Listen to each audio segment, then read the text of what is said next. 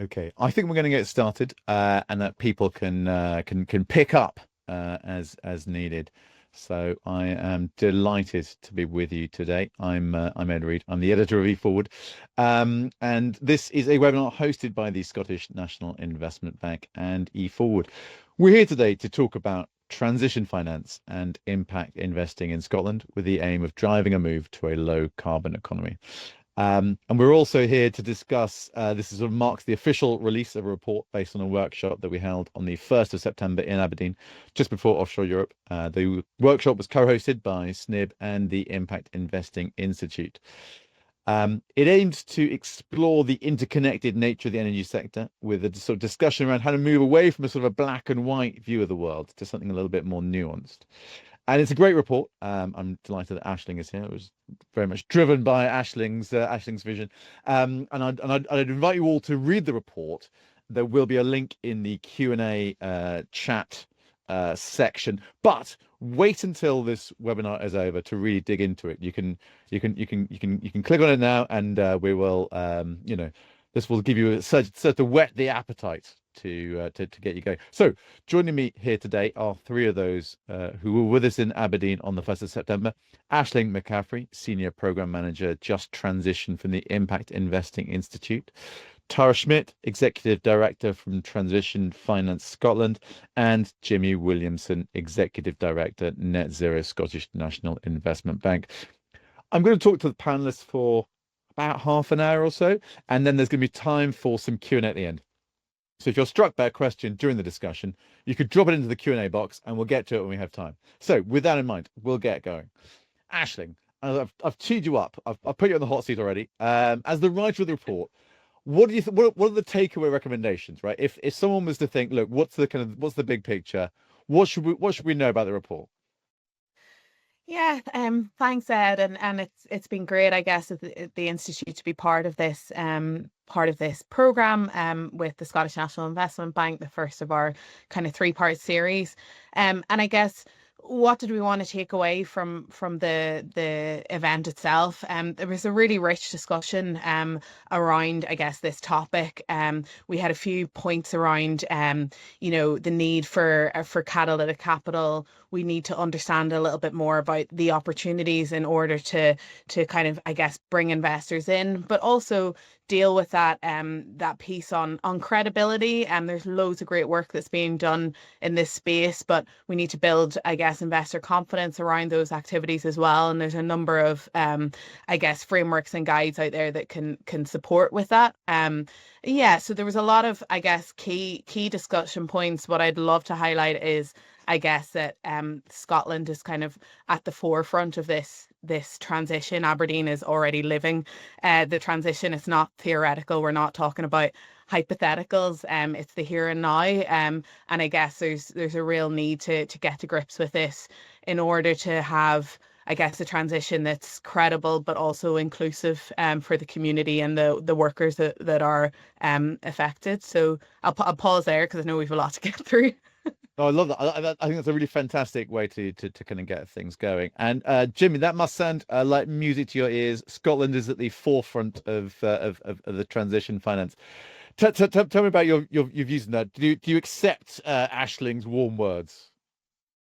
I think we do. In the core part of our investment thesis here at Scottish National Investment Bank is we want to invest in where Scotland's got competence, and it over indexes, and we over index, and we've got high competence in certain areas of the energy sector, in particular the legacy oil and gas business we have, and sometimes it's forgotten about in the context of renewable energy going forward. Whereas the reality is, the two are linked, and they're very close adjacencies. And I suppose a core thread of our findings and our approach to transition financing is to have an open and inviting approach to those businesses which have historically been operating in the oil and gas sector. That there's a pathway, and there's a financing pathway through to growing into those lower carbon renewable areas. And we teased out, and we shared examples of how we've done that in practice. So so this is completely agree. And also we had a it's sometimes wrong to assume that impact investing is all about fluffy clouds and marshmallows. Impact investing actually, the legacy businesses in and around the northeast of Scotland that maybe have a heritage in oil and gas sector, you can drive impact. They can reduce carbon footprint. They can reskill employees into areas that that help decarbonize industries. So I totally agree with a number of the points that Elsie was making. And Tara, I'm going to bring you as well, Tara Schmidt. So thinking about that kind of question around sort of moving away from sort of fluffy generalizations to sort of hard sort of like some lovely facts to kind of sink our teeth into. Are there any kind of case studies that stand out to you?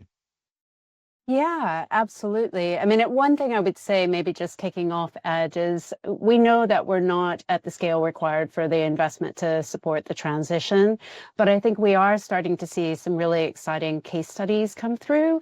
I would also note that Transition Finance Scotland, we're a financial alliance really looking at private finance, and I think we're at an inflection point where private finance across the full spectrum, I think Aisling and I've spoken about, impact investing isn't just about early startups, but it's across the entire financial ecosystem when we think about some of the exciting opportunities that are emerging.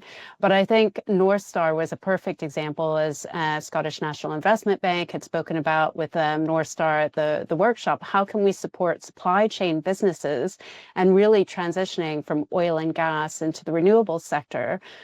So we are seeing that catalytic investment coming in, and then being able to see private finance really back that up, because we know in order to transition the supply chain, it's not just about public finance, but where private finance can really lean in to support the transition, being able to really, draw upon the great infrastructure assets we have in the North Sea and our supply chain business, and being able to support them from oil and gas into the renewable sector as we see that start to uptake, particularly within the services sector. I suppose, sort of looking at that kind of question on sort of private finance, which I feel is a really interesting one. I mean, is the discussion there different to sort of public finance? How does it work? Jimmy, do you want me to kick off, or I don't know if you want to start from the public finance side? Either way is fine. Yeah. Why don't from a public financing, I think the two need to act in concert. I think, and credit to devolved and national governments in creating organisations like ours, National Wealth Fund, GB Energy more recently, where a recognition that actually to create with public capital, but create institutions that are populated with experienced investors from the private sector, where the investment decisions are made by those private sector organizations. So I think that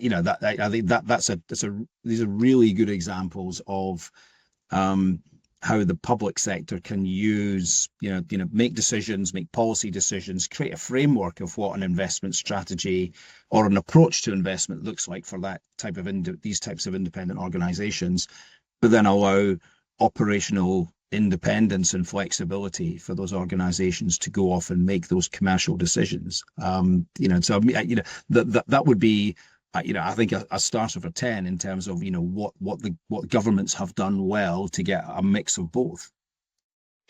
I think the other thing I would add in from the private finance perspective, so certainly, de-risking is a key aspect, and public financial institutions certainly have supported that. I think the other thing that we're seeing in the market is private finance. If we look back 4 years ago to the Glasgow Financial Alliance for Net Zero being kicked off in Glasgow for COP26, there was a big focus on carbon counting. So looking at net zero targets and, looking at how we assess from a private finance perspective, financed emissions. So that's basically what are we financing, from a carbon intensive perspective.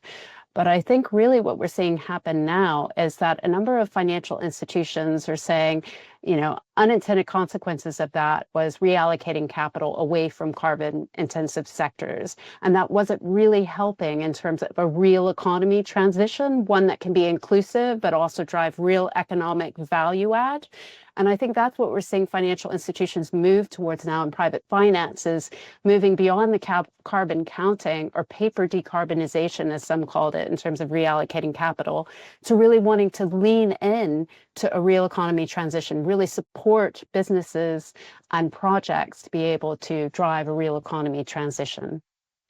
Aisling, what do you think? Give us your thoughts on that question. Yeah, I was just gonna layer in. I think Jimmy and Tara have covered it off really well, but I think just to kind of, I guess, bring it together in terms of re-emphasizing the case study that we talked to on North Star and kind of the practicalities of what that did.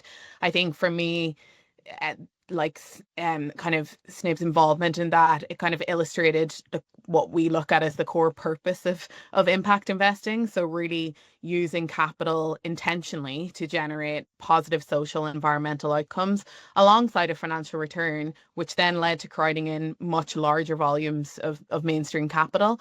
And kind of to Tara's point, what we heard on the day was kind of that frustration around, I guess, lack of access to mainstream capital at that point where they were looking to, invest in their fleet and transition, partly, I would say, due to what we were talking about there, paper decarbonisation and just a general, oh, you're 100% oil and gas, like can't go near you. And I think that intentionality that SNIB brought to that investment, being able to go in at that stage to enable them to invest in their fleet, make that transition, for me is a perfect example of what we mean when we talk about impact investing. And to Jimmy's point, it's not all marshmallows and rainbows, although I feel like it is that as well. I like marshmallows and rainbows, so I'm not going away from that. But like that's the power that intentionality can have, I guess. It allows you to navigate some of those maybe where there's previous kind of screening or kind of that black and white view. It allows you to get in a little bit deeper to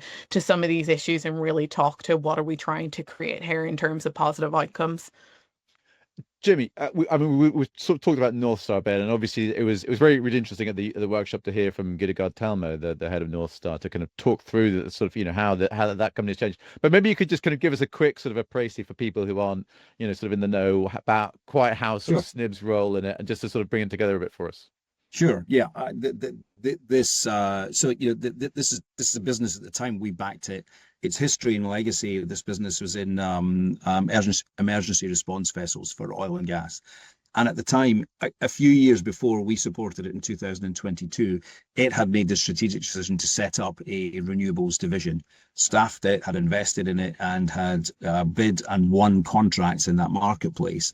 And they had commissioned some initial vessels to support that, but they hadn't arrived yet. So at that point in time, having established some credibility in the marketplace and won contracts, but financially they were still a 100% oil and gas revenue business. And also there was another angle where they had, and to provide their service, they need vessels, which look a bit like ships. And the market had very little appetite for businesses with oil and gas exposure at that point in time. To Tara and Aisling's point around paper decarbonisation, that was an unintended consequence. If a business had oil and gas exposure at that point in time, in this case, the banking markets, the debt markets were just not receptive to providing capital. And at the same time, shipping finance, as it happens, was also an area where where institutions were very reticent to finance. So those two things together meant the business really struggled to raise capital. We provided 50 million of capital, which allowed them, with some other capital from other institutions, to build vessels to enhance the fleet, which by the time these vessels arrive, that then creates a business with credibility in the marketplace. It has vessels, it's got service lines supporting the offshore wind sector.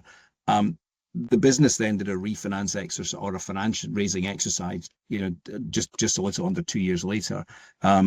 And we'd done our job. So in that sense, in essence, we didn't need to participate in that next round. The business successfully raised over £400 million worth of commercial capital. And that was on the, that transitioning of business, not just through, from an oil and gas industry to renewables industry, but also transitioning a business through market illiquidity and a different risk perception. Got to the point where the market's now accepted and recognized this business is doing things that we would like to invest in. And that's the key point. So we have a role to play in not just crowding in capital at the point we finance, crowding in capital sometimes with a deferred element to it. And Tara, I feel like Jimmy's kind of said, that was kind of how the world was, and maybe we were sort of obviously slightly further down the line. Do you feel that the world has changed? Are financiers more open to that kind of more complicated picture? I think they are.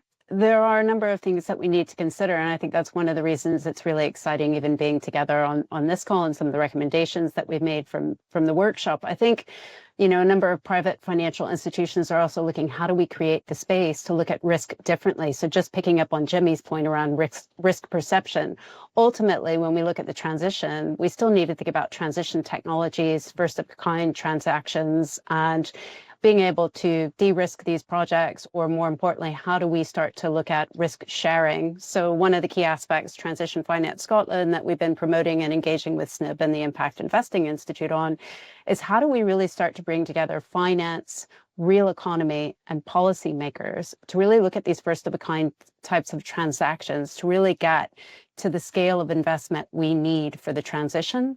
And I think there's still a number of aspects to consider, but part of it is really being able to come together. Each asset class will be slightly different when we look at transition technologies like carbon capture or hydrogen, or even look at things like green heat. But I think one of the key enablers of that is really us being able to convene together to look at the real impact rather than just carbon counting, and to be able to look at risk through a very different lens, and also look at the wider benefits in terms of not just risk return from a financial lens, but also the wider economic value add and impact from that as well. Let's talk about that kind of bigger, kind of wider picture, right? Because it feels like, 5 years ago, we were in a quite different place in terms of sort of the world and, what we were moving towards. And so we had Glasgow and those sorts of things, the COP in Glasgow, that is. And now it feels like the geopolitical environment has shifted. There are sort of these headwinds, we obviously, the President Trump has come out very strongly against it. And it feels like that's kind of setting the tone more broadly, or maybe kind of picking up on the tone. Aisling, does this have an impact on that sort of financing question? Because it feels like there are these quite serious headwinds. Yeah, I think we had actually quite an interesting discussion on this. I think it was in our breakout group, just in terms of talking more broadly about the concept of a just transition as we're kind of talking to it here, considering, I guess, the social outcomes attached to that. And there was quite an interesting moment where we talked about that. The framing of that being an interesting way to kind of navigate some of the polarization from a political perspective.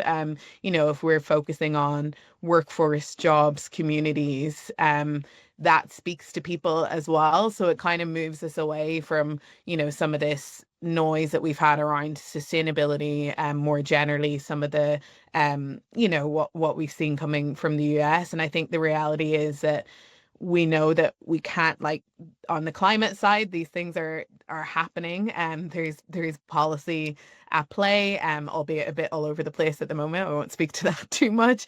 But there's very strong signals in terms of how that's moving and the fact that it's still a thing that's happening. And at the same time, we have this rise in terms of the focus on from a social perspective, how are we looking after workers? How are we ensuring that communities aren't being left behind? And I think when you can speak to it from that perspective, it does go some of a way to addressing maybe some of the polarization that we have out there at the moment. So it was kind of an interesting discussion for us in our group to kind of look at that in terms of this actually might be a moment, given kind of some of the social dynamics that are happening at the moment, to kind of bring people in and reposition what we're doing here in terms of drawing in interest and looking at financing these things with that more holistic lens. So yeah. And then Tara, I mean, I suppose kind of picking up on that idea of kind of a more kind of a complicated world, right? Of all these kind of different headwinds and sort of challenges and opportunities. And it feels like, as Aisling's saying, right, there's this kind of opportunity to say, look, there is this kind of broader impact. But at the same time, it feels like, when you speak to, I don't know, banks, they're very much like, we want the numbers. How do you kind of make the case for a kind of a more holistic impact when you're speaking to people who are essentially just looking at a spreadsheet? Yeah, well, I think there's a number of aspects to consider on that. I guess coming from a top-down perspective, Ed, I think more and more banks are being measured by the real economy impact. So even if I take Bloomberg as a big metric for banks, they're being measured not so much about their carbon counting and financed emissions, but more about how much they're financing the green stuff. So I'd almost say we've kind of gone from, if we go back to COP26, we were talking a lot about greening finance and the private finance space, but what we're seeing now is private financial institutions talking a lot more about how they're financing the green stuff. So they're being measured against that in terms of how they're leaning in. I think the other thing I would flag, and some on the call might be familiar, so we had the Transition Finance Market Review by the UK government recently, and one of their key recommendations is we need to create more space for first-of-a-kind types of transactions to enable the transition, where we're bringing together policy, real economy, project developers, so strategically important demonstrator projects like Jimmy and SNIB have been working on. How do we create the space with private finance, but as Aisling said, also local communities and the workforce, so the real economy coming into that to say, what are the wider benefits so that we can start to track that? And I think there is appetite in private finance to be able to start to build that picture. We may have to start with some strategically important projects to start, but then we can start to really build out more of a mechanism and a pipeline to be able to really see that take shape here in Scotland. Jimmy, I mean, I feel like that kind of moving from sort of individual kind of cases to a sort of a pipeline and more sort of a broad direction of travel. What do you think we need to, as a sort of financial sector, to deliver that, right? To move from just this kind of one-off to this is how we should sort of see the sector going as a whole. I mean, I think the tone has changed. I think, there's some of the things you touched upon earlier, Ed, which I think is generally, in a way, it is helpful. We will have a European version of, some of the, more, direct language towards, pro oil and gas, for example. I think we're seeing the tone move towards energy security. For example, and I think that is helpful, reflecting that back on what do financial institutions do, and how do we develop that approach? I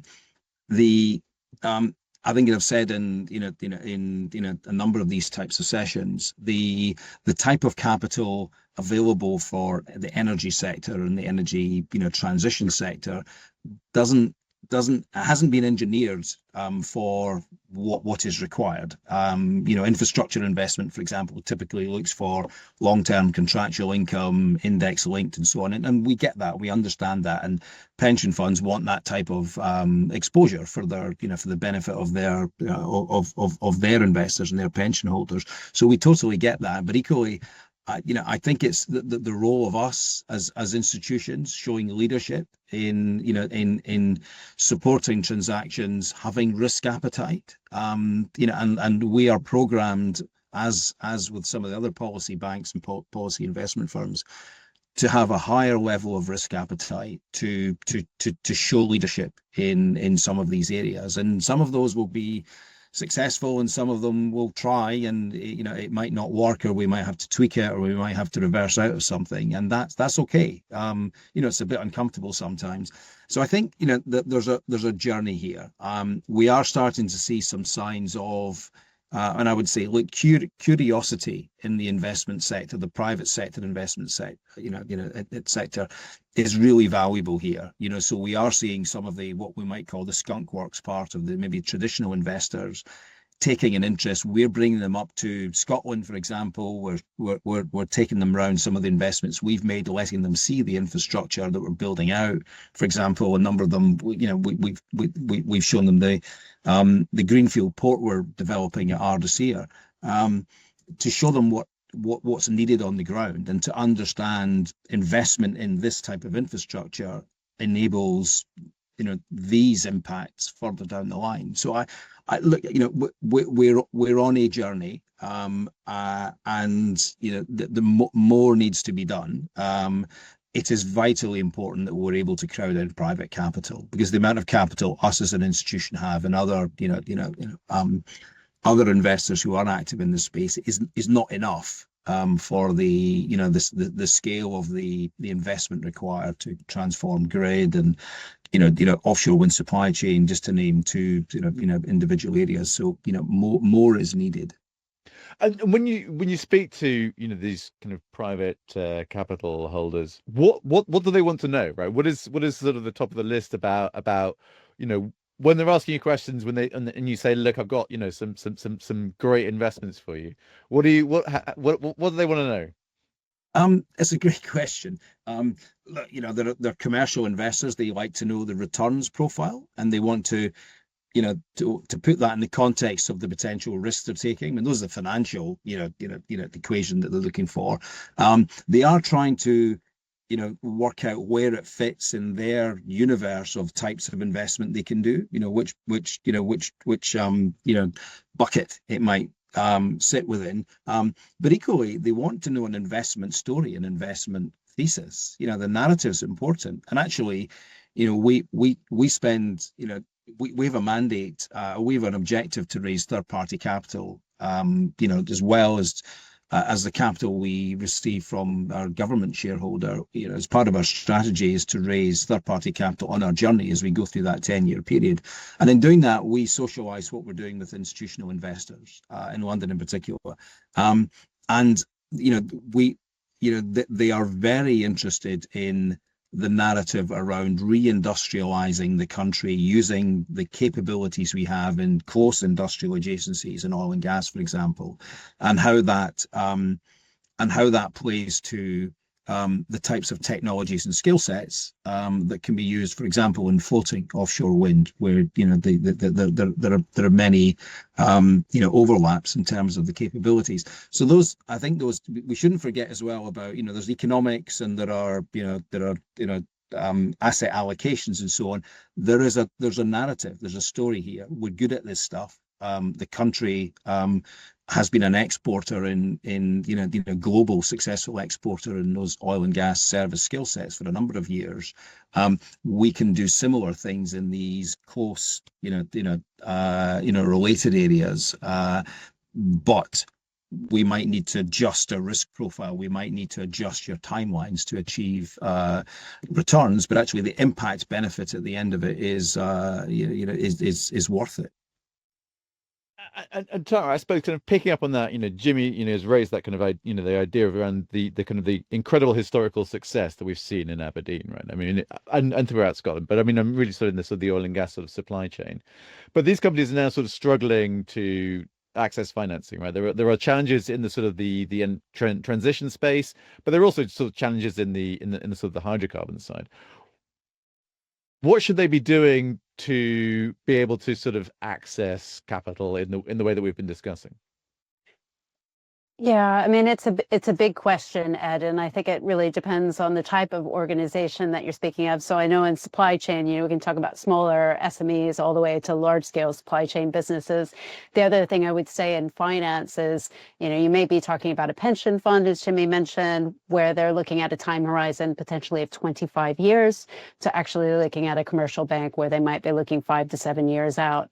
But ultimately from finance, what they need when we talk about risk return profiles, particularly for the supply chain, is where there's predictable revenue streams, right? So ultimately, that's the challenge, is looking at oil and gas revenue, but also looking at the growth within the new transition technologies, being able to look at predictable revenue streams.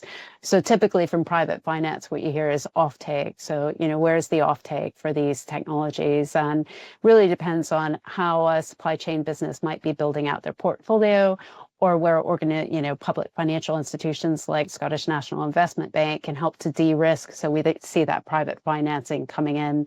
But ultimately, it comes down to being able to look at predictable revenue streams, I would say, which probably comes to the whole point also on policy, where we're looking at things like contracts for difference, for offshore wind, to looking at the business model for carbon capture, hydrogen, or even looking where supply chain, we've talked a lot about energy supply, but there's opportunities also on the energy demand side when we think about heat networks or, retrofitting. I mean, that's where we'll probably see some of the biggest jobs growth. So we are seeing some supply chain businesses that are also diversifying into that space. But I think it comes down to being able to build out, a good story in terms of how we can mitigate risk. And I think private finance has to be part of that, and the role that they can play as well around innovative financial solutions, working with public financial institutions like Scottish National Investment Bank. And Aisling, I mean, I feel like that kind of question around mitigating risk is kind of a really interesting one. What would you advise that companies do in terms of, who are in this sort of facing this sort of uncertainty? How do they kind of take on that question of risk and de-risking? Yeah, I mean, a lot of it comes down to what we're talking about here as well, is I guess how you're pricing your risk and what you're considering when you're looking at that, and your risk mitigation. And I guess what we've maybe seen is not enough, or we haven't I guess brought in some of the other kind of benefits that we're talking about here, or given that enough credence when we're looking at, I guess, the risk mitigation of the activities that we're doing. So things like looking at your credible workforce transition plan that has, reskilling pathways, job quality considerations, engagement with unions and workers, as far as that goes out to as well. How are you embedding community in some of those aspects of what you're doing as well, in terms of what you're looking to build and what the activity is that you're transitioning into. So I guess that some of the discussions that we were having as part of the workshop is building in those considerations, but also then that being a driver for how that actually impacts your risk and how you price it, and then that filtering through into that lovely risk return profile that we love to talk about. So yeah, I guess that's some of the pieces that we were kind of bringing out is bringing in these outcomes, making sure they're intentionally being looked at as part of the plan. And we were talking around the supports that are out there to help businesses with that, but also, to Tara's point, for investors to kind of lean into that as well, in terms of what they're asking for and what their expectations are. So there's a bit of a two-way piece there in terms of the role of investors versus companies. And I guess looking at that to understand then how we're seeing those outcomes play out, to Tara's point as well, and kind of building out, I guess, maybe evidence around that that investors can engage with and kind of help build the story to a wider extent as well. Perfect. And I see we've got a question, which is excellent, from Lindsay Benson. So the question is: supply chain is being asked to deliver fixed price lump sum contracting in project environments which are challenging, should we say, in the misled belief by investors that fixed price contracts deliver more certainty. What do you think about how to recognize collaborative contracts where you share risk and reward in the sort of the energy transition as a lever to achieving greater project success and better returns? Tara, I see you nodding. I feel like this is a question that is that's going to land with you. Yes, absolutely, Ed. I think that question is hitting the nail on the head for supply chain businesses. And I think there needs to be more risk sharing, because if we're looking at first of a kind transition technologies, there has been a lot of finger pointing on who's going to take on the risk and how much they're going to take on. But it is very difficult with first of a kind transition technologies to be able to assess that risk. So you are saying, energy companies and financial institutions that have put increasing pressure on the supply chain to deliver that, with massive uncertainty on how long, if you look at supply chain in terms of, kits or other aspects in terms of construction, some of the key uncertainties. I think that is a big challenge for supply chain, and certainly an area for innovation as we think more about risk sharing as well. I don't know, Jimmy, if you want to add anything on that from the public, FI space as well. Yeah. Yeah, look, and we're seeing this in a number of the investments that we've made. You know, the actual the contractual landscape is different in, let's say, the wind industry, typically, compared to, what would appear quite similar, let's say, offshore wind industry, offshore oil and gas industry. So I think there's a journey there. I think we've been in sessions recently around different types of contracting approaches. I think businesses understanding, and understanding the risks they're being asked to take. For example, if you're providing a service for, a couple £100,000 or something like that, in a relative an SME context, and you have unlimited liability. I mean, that could force that business down if something goes wrong under that contract. So I think responsible conversations, responsible pushback around the contractual implications are okay. We are hearing about these and seeing them. We are seeing examples where businesses are walking away from contract because the risk can be too high. And that's painful in the context that you might be losing out on an opportunity, but equally that's needed to have discipline and to flush out the right approach going forward. I do think that we haven't, I think this will play out over a number of years. I think in reality, where we will find the right types of contractual arrangement going forward. But there are benefits from that we've seen from, like, hold harmless arrangements, mutual hold harmless arrangements from the oil and gas industry. But equally, we shouldn't be looking at saying, well, this worked in this industry, so let's have that here wholesale. And equally, this is how utilities work, and therefore we have to have that in across these projects. I think those points of tension at the moment are necessary. And I think going out with your eyes open, I think what we're seeing from the companies that we support. And this wasn't really on the radar for us. This wasn't on the radar probably until relatively recently, in the last year or two, where we're actually getting involved in conversations with management teams about the contractual and corporate risk associated with some of the terms that we're seeing in the marketplace at the moment. So there's not a definitive answer, I'd say, but this is a journey. Absolutely. I see we've got another question from Rich McGowan about offshore wind. So he says international tier 1 contractors have now matured to the level of risk developers require, and the UK appears increasingly focused on ports, lower value fabrication opportunities, and secondary components. Are we implicitly accepting that the UK supply chain can no longer compete in tier 1 engineering and design? With the scale of offshore wind development already underway in the UK, how do we ensure we learn from that experience, leverage our existing industrial strengths, and build a genuine export market for UK offshore wind expertise globally? Aisling, what are your thoughts? Thanks, Ed. Just throw the long one at me. No, I think to be fair, this actually speaks to some of the discussion we were having in the breakout groups around kind of that prompt around should we be a leader or a fast follower?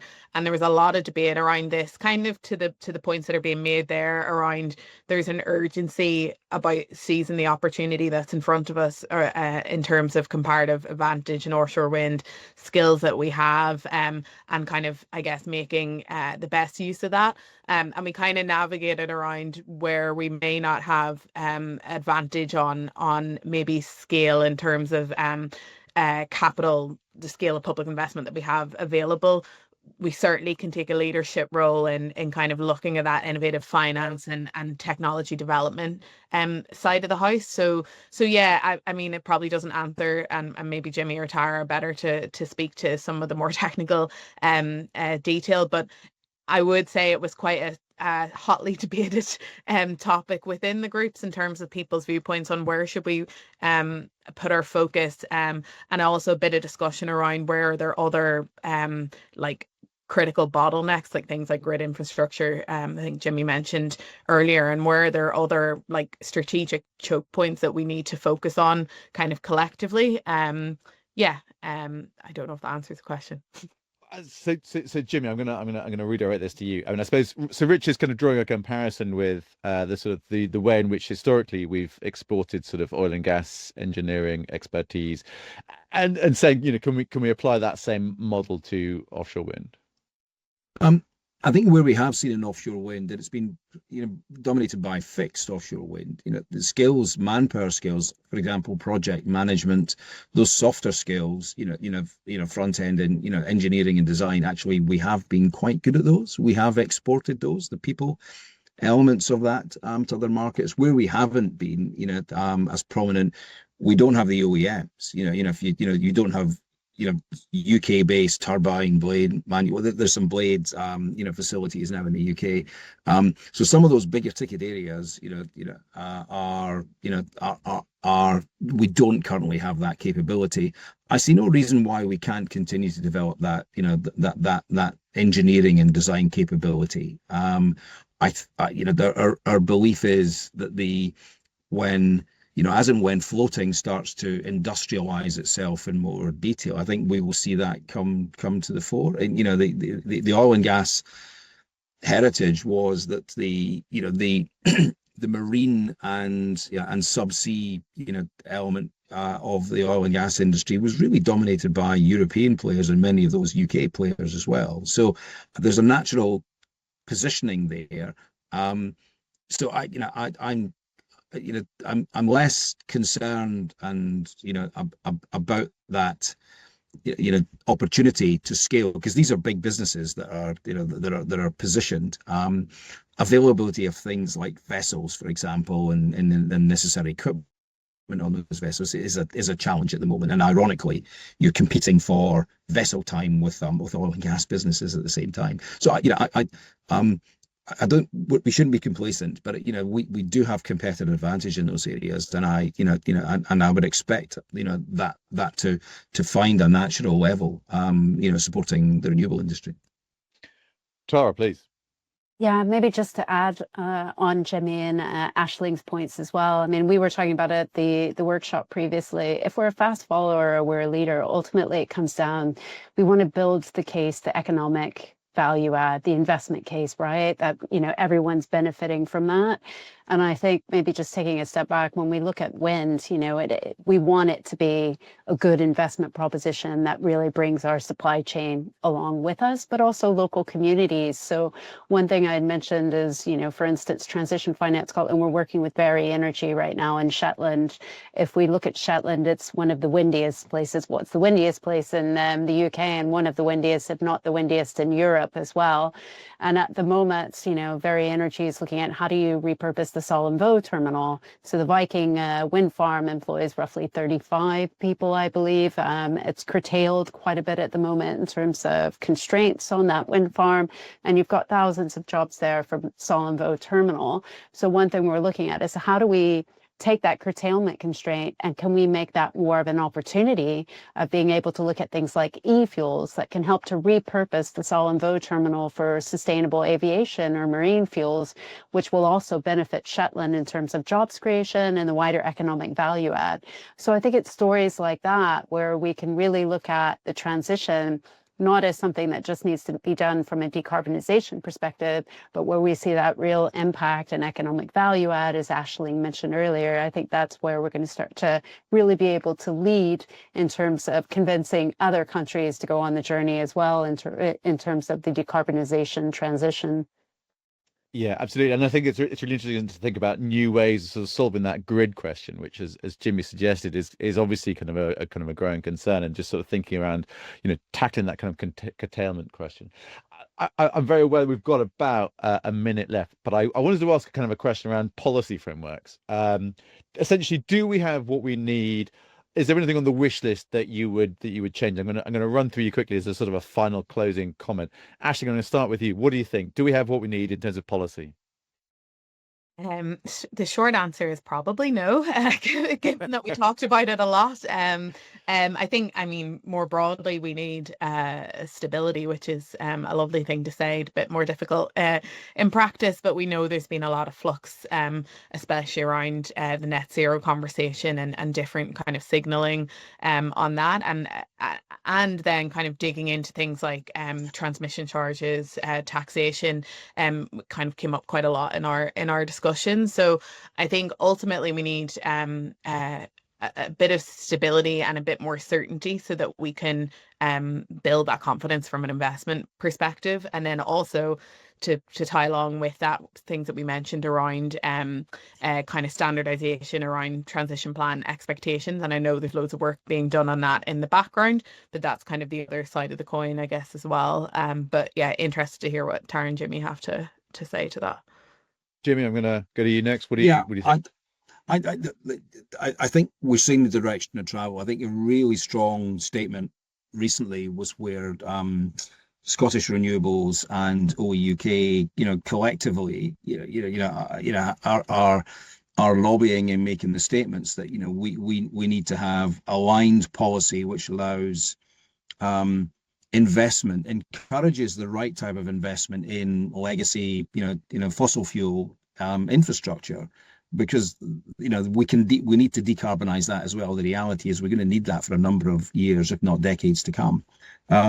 So I think that, the policy framework there, listening to what the market is telling us. I think I think that would be my message. That's really important, that governments and policymakers observe and understand and listen and look at international examples as well. Norway is was talked about in our session back in September. It's a good example of where that joined up policy and including things like tax policy can be quite helpful to investment. And Tara, closing words.